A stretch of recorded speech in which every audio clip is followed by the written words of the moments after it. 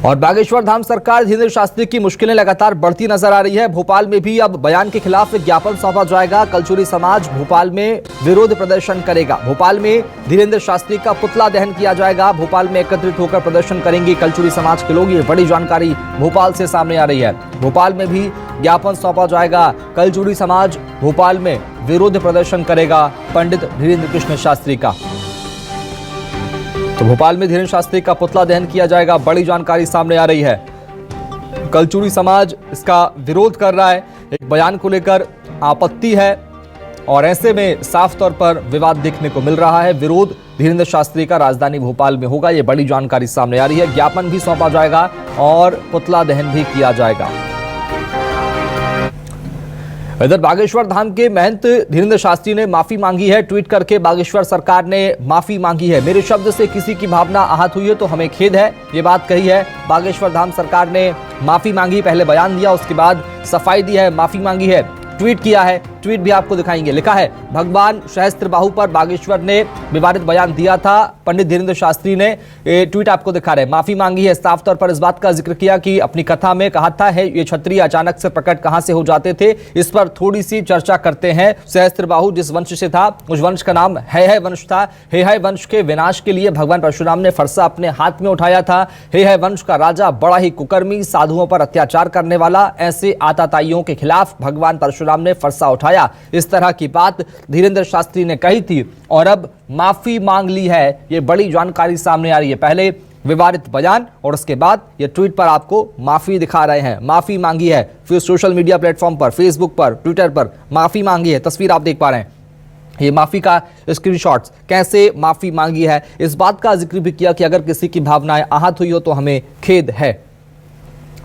और इस वक्त हमारे साथ में कांग्रेस के प्रवक्ता नेता स्वदेश शर्मा साहब जुड़ चुके हैं। सर, स्वागत है आपका न्यूज़ 24 पर।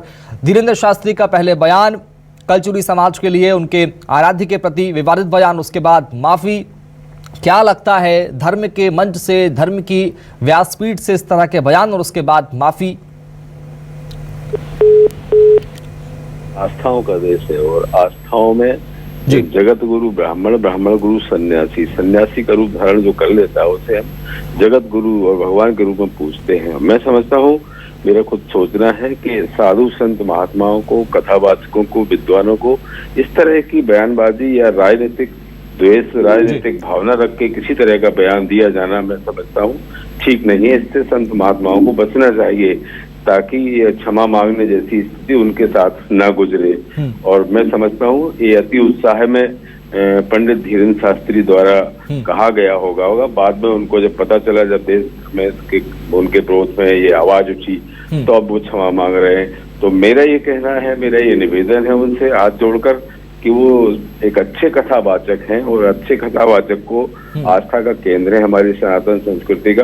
और ऐसे में उन्हें किसी भी राजनीतिक या बंटवारे जैसी स्थिति या वर्ग विशेष को आहत करने वाली कोई भी बयानबाजी से बचना चाहिए, ऐसा मेरा मानना है। स्वदेश जी, ना सिर्फ बागेश्वर धाम के सरकार धीरेन्द्र शास्त्री बल्कि कई ऐसे महंत, कई ऐसे साधु संत हैं जिन्होंने व्यासपीठ से इस तरह के विवादित बयान दिए हैं।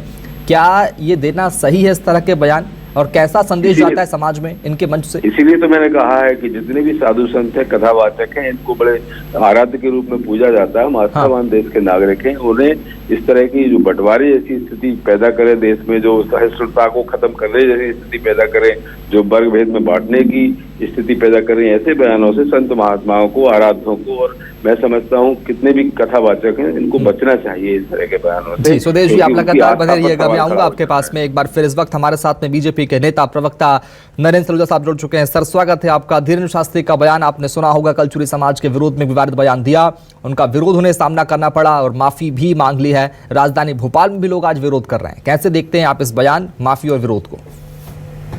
देखिए, जो बयान दिया है वो धीरेन्द्र शास्त्री जी ने दिया है। जो माफी मांगी उन्होंने अपने बयान पे माफी मांगी है, तो इससे राजनीतिक दलों का क्या लेना देना। ये बयान उनका निजी विचार उन्होंने व्यक्त किया है। उनको लगा, जब विरोध हुआ उनको लगा तो उन्होंने उसका खेद व्यक्त किया है। हम इस तरह के ना बयानों का समर्थन करते हैं, कभी ना इस तरह के विचारों से सहमत हो सकते हैं। ये विचार उनके निजी विचार हो सकते हैं, उन्होंने व्यक्त किए। हमारा इस तरह के जो भी किसी समाज के, धर्म के खिलाफ बयान है, उसका ना हम कभी समर्थन करते हैं ना उसके साथ होते हैं। ठीक है, बहुत शुक्रिया नयन जी, बहुत शुक्रिया सुदेश जी, आपका बहुत शुक्रिया आप दोनों का जुड़ने के लिए, बातचीत करने के लिए।